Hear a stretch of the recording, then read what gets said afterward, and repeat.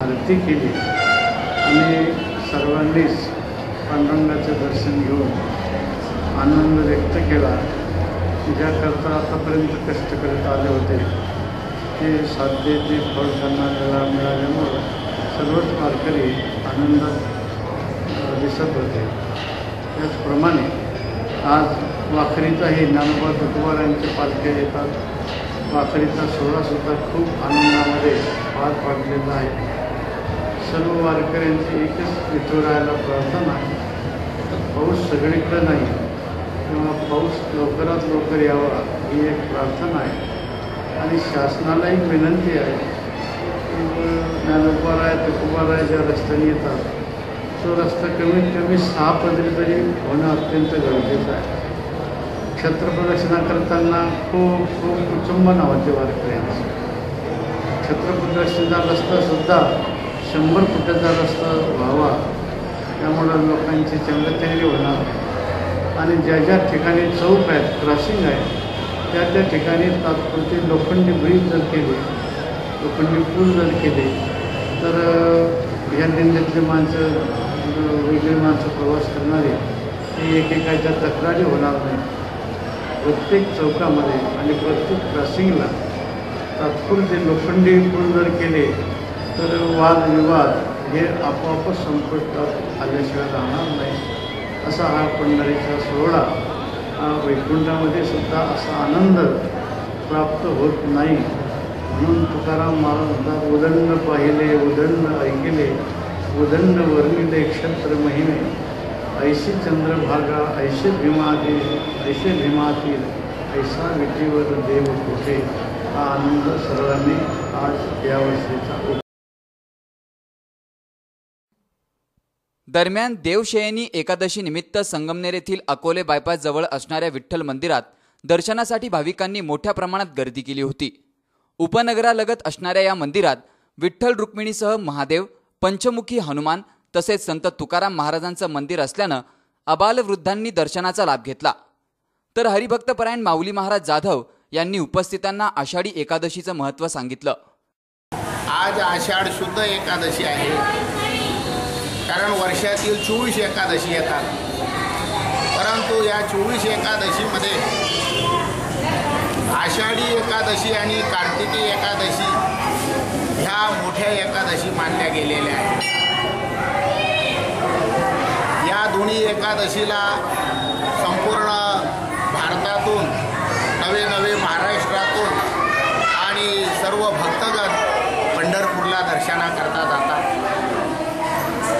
कारण भगवान परमात्म्याने आपले भक्त नामदेव महाराजांना अंतकरणातली गुप्त गोष्ट सांगितलेली आहे की नामा नाही तुम्हाला आणि इतर वेळी जमलं तर वर्षातून या 2 एकादशीला तरी माझ्या भेटी करता येतात।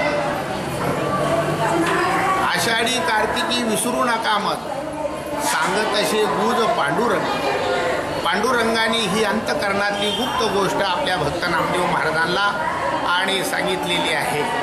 तेव्हा ही आषाढीतली विशुद्ध एकादशी आहे। जे कोणी पंढरपूरला जाऊ शकत नाही त्यांना या ठिकाणी जे पंढरपूरला दर्शनाचा आनंद मिळणार आहे, जे सुख त्यांना तिथं प्राप्त होणार आहे, ती या ठिकाणी स्वयंभू या ठिकाणी पांडुरंगाच्या दर्शनामध्ये सर्वांना प्राप्त होणार आहे। यावेळी खिचडीचं देखील वाटप करण्यात आलं। वृत्तसंकलन विभाग C24 तास संगमनेर। दरम्यान राहुरीतही विठ्ठल मंदिरांमध्ये भाविकांची गर्दी पाहायला मिळाली। अवघे गरजे पंढरपूर, सोबत माझ्या विठूची मंदिरं, प्रत्येकाच्या ध्यानीमनी विठू माऊली। वेदांनाही ज्या विठूचा अंत समजला नाही अशा श्री विठ्ठलाच्या दर्शनासाठी वारकरी पंढरपुरात दाखल झाले। मात्र जी मंडळी पांडुरंगाच्या दर्शनासाठी पंढरपूरला जाऊ शकली नाहीत त्यांनी ठिकठिकाणी आषाढी एकादशीच्या सकाळीच मंदिरांमध्ये जाऊन मोठ्या भक्तिभावानं विठूचं दर्शन घेतलं।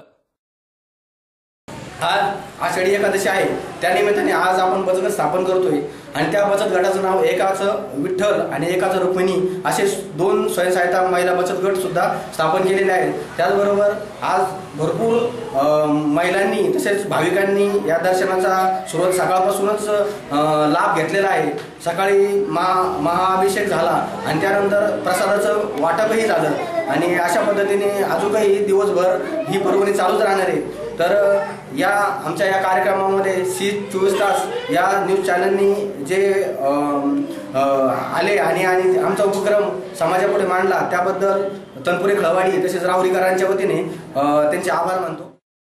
राहुरी शहरातील स्टेशन रोड येथील विठ्ठल मंदिरात नागरिकांनी विठ्ठलाची विधिवत पूजा करून दर्शन घेतलं. तर तनपुरे खळवाडी येथील महिलांनी एकादशी निमित्त विठ्ठल आणि रुक्मिणी अशा 2 स्वयंसहाय्यता बचत गटांची स्थापना करून उद्घाटनही केलं. आज आषाढी एकादशी आहे.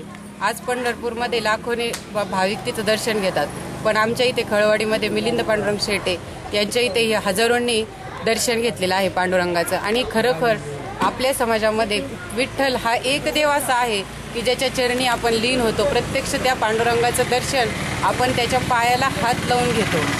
आणि आणखी एक महत्त्वाची गोष्ट सांगायची म्हणजे आज या आषाढी एकादशीचं औचित्य साधून आम्ही या खळवाडीतल्या महिलांनी 2 बचत गट स्थापन केलेले आहे. 2 स्वयंसहायता बचत गट. एक आहे पांडुरंग स्वयंसहायता बचत गट आणि दुसरा आहे रुक्मिणी माता स्वयंसहायता बचत गट.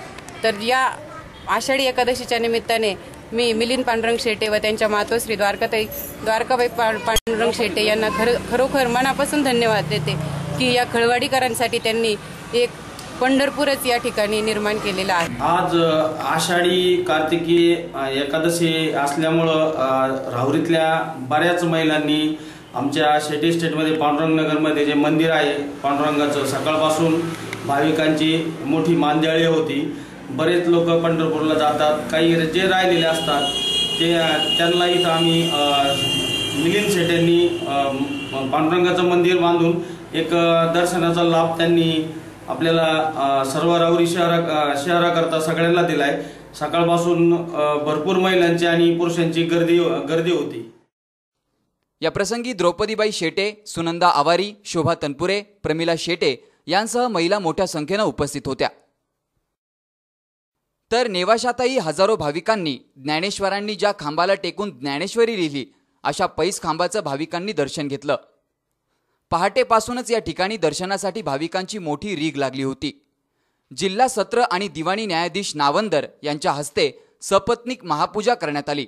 तर प्रेस क्लब संस्थापक गुरुप्रसाद देशपांडे आणि सरपंच सतीश गायकेंच्या हस्ते अभिषेकही करण्यात आला. माऊली नामाच्या गजरात छोट्या छोट्या दिंड्या या ठिकाणी दरवर्षी येत असल्यानं नेवासे पोलिसांच्या वतीनं चोख बंदोबस्तही ठेवण्यात आला होता. तर धाकटी पंढरी समजल्या जाणाऱ्या शेवगाव तालुक्यातील धारूर येथे आषाढी एकादशी निमित्त भाविकांनी मोठ्या प्रमाणात गर्दी केली होती. सकाळी पैठण येथून आणलेल्या कावडीनं दिनकर महाराज अंचवले यांनी विठ्ठल रुक्मिणीच्या मूर्तीस महाअभिषेक केला. त्यानंतर महाआरती होऊन गुरुप्रदक्षिणा देखील घालण्यात आली. आबासाहेब काकडे विद्यालयाच्या वतीनं बाळकृष्ण महाराज ढगे यांच्या नेतृत्वाखाली भव्य दिंडीचं आयोजनही करण्यात आलं होतं.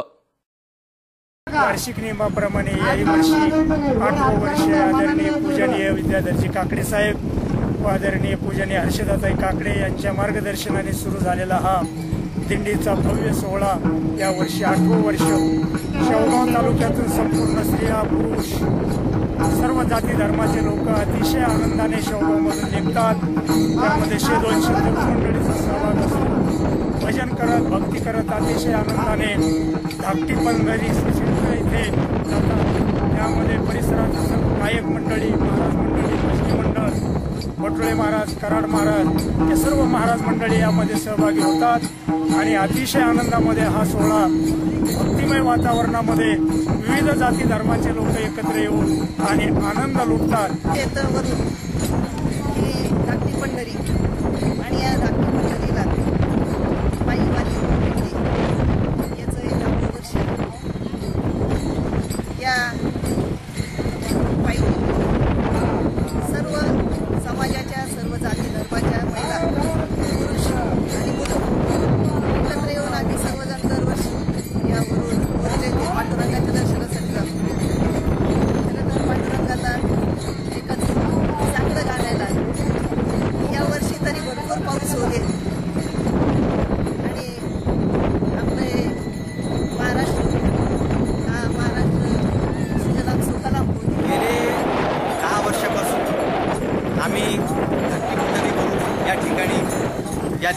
निमित्तानं ही दिंडी घेऊन येतो. आज महाराष्ट्राला वारकरी संप्रदायाचा एक मोठा आधार आहे. ही जी एकरूप होऊन जाण्याची जी भावना आहे, समर्पणाची भावना, या भावनेपोटी श्रद्धेपोटी आपलं सर्व समर्पण करून वारकरी इथे मोठ्या श्रद्धेने येत आहेत. यावेळी जिल्हा परिषद सदस्य हर्षदा काकडे आणि शिवाजी काकडे यांनी फुगडी घातली, तर पंचायत समितीच्या सभापती मंगलाताई काळे यांच्यातर्फे दूध आणि पाणी वाटप करण्यात आलं. तसेच पोलीस निरीक्षक संपत भोसले यांच्या हस्ते खिचडीचंही वाटप करण्यात आलं. रिंगण आणि फुगडीत रत असलेल्या भाविकांनी आषाढी एकादशीचा मनसोक्त आनंद लुटला. राज्यात ग्रामपंचायत निवडणुकांचा धुराळा चालू असताना पारनेरमधील पुरातन ढोकेश्वर मंदिरात उमेदवारांनी आषाढी एकादशी निमित्त ढोकेश्वराचं दर्शन घेत नागरिकांना आपली चिन्ह समजावून सांगत निवडणुकीचा प्रचार केला. आषाढी एकादशीची पर्वणी साधत टाकळी ढोकेश्वर येथील ढोकेश्वर मंदिरात नागरिकांनी ढोकेश्वर महाराज आणि महादेवाचं दर्शन घेण्यासाठी गर्दी केली होती. ढोकेश्वराची कोरीलेणी म्हणजे पांडवकालीन कोरीलेणी आहे. या पांडवकालीन कोरीलेणीमध्ये जे जे भाविक भक्त या ठिकाणी येऊन दर्शन घेतलं आहे त्यांना ढोकेश्वराचा प्रसाद आशीर्वाद या रूपाने त्यांना मिळालेला आहे. आणि आज पंढरपूरला जशी गर्दी जमते त्याचप्रमाणे ढोकेश्वरला ही मोठी गर्दी जमते आणि आजूबाजूचे लोक दिंड्या घेऊन या ठिकाणी येतात आणि दर्शनाचा लाभ घेतात. त्यामुळं सर्वच पाऊस नसल्यामुळे कृषी शेतकऱ्यांमध्ये नाराजी व्यक्त होत आहे. परंतु प्रत्येकजण ढोकेश्वरला साकडं घालीत आहे. हे महादेवा ढोकेश्वरा आम्हाला पाऊस पडू दे आणि शेतकरी राजा सुखी होऊ दे, हे साकडं प्रामुख्याने या ठिकाणी घालतात. यावेळी भाविकांतर्फे प्रसादाचं देखील वाटप करण्यात आलं.